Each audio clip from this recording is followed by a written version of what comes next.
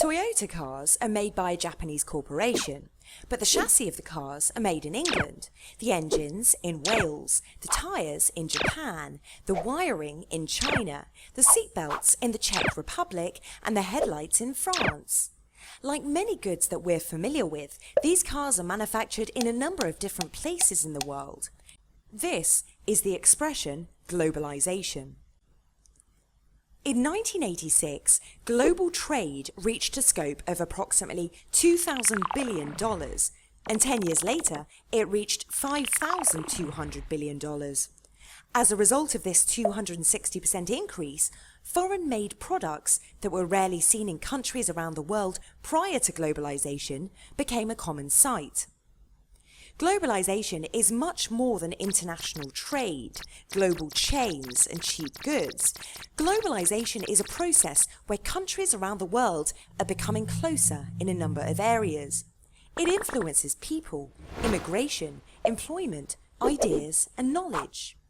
21% of Canadians were not born in Canada.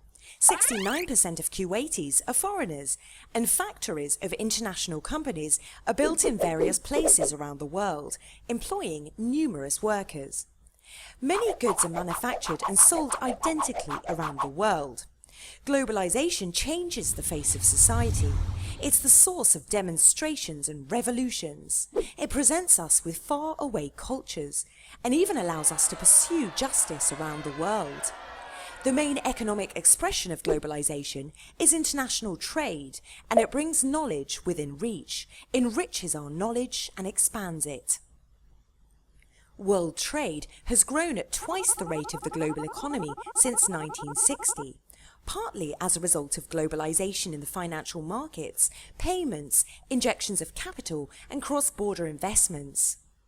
Global trade has caused the rise of many world powers in history.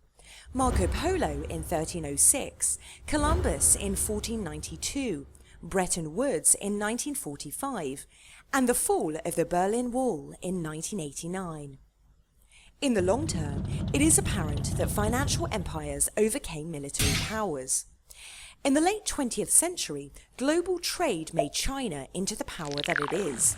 With cheap manpower, China created an enormous export machine that many claim have harmed numerous industries around the world, such as the textile industry. The factors that drive globalization cannot be stopped.